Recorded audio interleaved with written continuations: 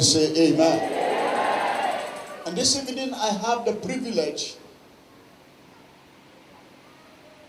to announce from the thrones of the ancients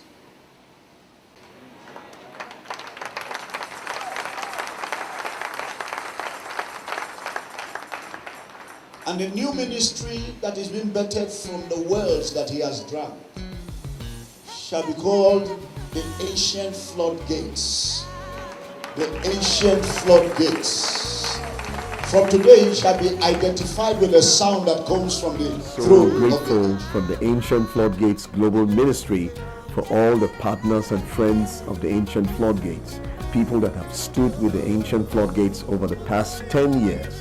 10 years of holding our hands, 10 years of speaking words, speaking courage, speaking inspiration from the Holy Spirit so that we can keep moving the word of the Lord.